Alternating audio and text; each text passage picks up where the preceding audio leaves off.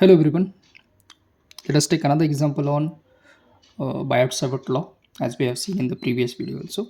So the question is an infinitesimal length 10 raised to minus 3 wire यानी कि जो length है इस वायर का it is given as 10 raised to minus 3 is located at point P101 यानी कि इस वाले का लोकेशन है at point 100 and it carries a current of 2 ampere. So the current that is carried by this conductor is having 2 ampere in the direction of unit vector ax यानी कि जो direction है करंट और differential length की वो along x direction है, तो हम इसको लिखेंगे I into dl will be 2 10 raised to minus 3 along x direction. ये क्लियर है, product of current and differential length. Now they are asked to find the magnetic field intensity, that is dH bar, due to the current element at point P जिसका location है 0 to 2. यानी कि इसको हम consider करेंगे point P1 जहाँ पर current carrying conductor placed है और हमें फाइंड आउट करना है DH एट पॉइंट P2 इसका लोकेशन है 0 to 2. इसको हम ग्राफिकली भी एनालाइज करेंगे. लेट अस कंसिडर ये कुछ करंट कैरिंग कंडक्टर है जिसका लोकेशन है एट पॉइंट P1 100 और हमें फाइंड आउट करना है मैग्नेटिक फील्ड इंटेंसिटी इस वाले पॉइंट पे विद द कोऑर्डिनेट्स 0 to 2. यानी कि ये कुछ इस तरह से हो जाएगा डायरेक्शन. तो हमें फाइंड आउट करना है DH एट पॉइंट 2 यानी कि DH2 फाइंड करना है. तो सबसे पहले तो हम लिखेंगे formula according to Biot Savart's law. We know that DH2 will be equal to, अब देखिए पॉइंट P के ऊपर करंट कैरिंग कंडक्टर यानी ये आ जाएगा I1 into DL1. So this will B I1 into DL1 cross AR. इसका डायरेक्शन 1 to 2 है तो ये आ जाएगा AR 1 2 बार अपॉन 4 पाई R12 स्क्वायर. क्लियर, ये हो जाएगा हमारा फॉर्मूला. अब अगर ये फॉर्मूला है तो हमें फाइंड आउट करना है फर्स्ट ये यूनिट वेक्टर. तो यहाँ पर हम लिखेंगे R21 is equal to, vector find करेंगे बाद में फाइंड आउट करेंगे यूनिट वेक्टर.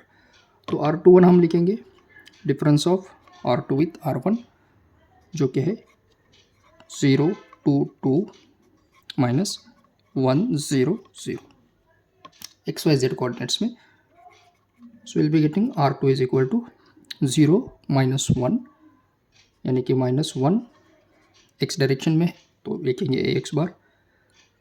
2 माइनस 0 यानी 2 होता है वाई डायरेक्शन में, 2 माइनस 0 यानी 2 है Z direction. So will be getting minus AX plus 2AY plus 2AZ. ये तो आ गया R12 vector.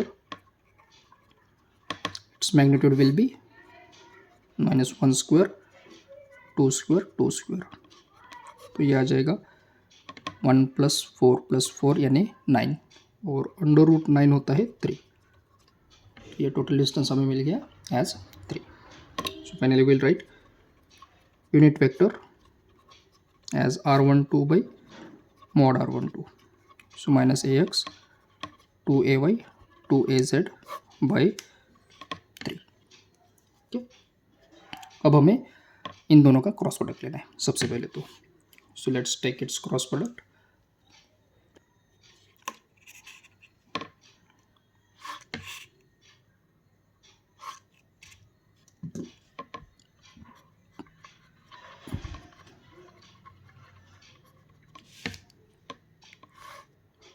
We have coordinates AX AY AZ. First we'll write for I into DL1 जो कि है along x डायरेक्शन. तो ये आ जाएगा 2 10 raised to minus 3. y component 0 और z भी 0 है. अब अगर हम यूनिट वेक्टर की बात करेंगे तो यहाँ पर है ये AX AY AZ. ये 1/3 हम बाहर निकालेंगे. So 1/3 we have taken outside. So this will be -1, ये 2 है और ये भी है 2। सो फर्स्ट ऑफ ऑल ये 1/3 एज इट इज़ रखेंगे। हम फाइंड आउट करेंगे ए का कंपोनेंट। अब ए एक्स का कंपोनेंट फाइंड आउट करना है तो विल हाइड दिस। तो देखिए ये 0 × 2 0 और ये भी 0, यानी कि ए एक्स कंपोनेंट 0 हो जाएगा। अब ए वाई कंपोनेंट फाइंड आउट करेंगे। सो विल बी गेटिंग 2 × 2 4, 10⁻³ माइनस ये तो 0 आ जाएगा, तो ये आ जाएगा ए वाई, जो कि ऑलरेडी माइनस है। ओके, ए वाई माइनस होता है। अब बात करेंगे इसकी, तो इसको हम लिखेंगे plus again 1/3 into, for this also you can say 2 × 2 4, 10⁻³ into A set. So this will B I1 into AR12 बार। इसको अगर हम प्रॉपरली लिखेंगे तो ये आ जाएगा -4/3 10⁻³ AY प्लस 4/3 10⁻³ इंटू ए सेट। अब इस सभी वैल्यूज़ को हम सब्स्टिट्यूट करेंगे इस वाले इक्वेशन में। सो ये मिलेगा DH2 bar is equal to -4/3 plus 4/3 upon 4 pi into R12 square, जो कि R12 है 3 का स्क्वायर हो जाएगा 9। अब ये 3 जो है इन दोनों में से कॉमन निकल सकता है, 4 भी निकल सकता है। सो अगर ये 10⁻³ भी निकल सकता है, तो अगर हम कॉमन निकालेंगे तो ये आ जाएगा 4/3, ये 4 pi into 9 as it is, तो ये आ जाएगा AY प्लस AZ, इसको लिखेंगे -AY इंटू 10⁻³ तो ये हो जाएगा कैंसिल। अब हमें इस 1 को डिवाइड करना है 3 × 9 से। So will write 27 pi plus AZ into 27 pi multiplied with 10⁻³। So let's calculate.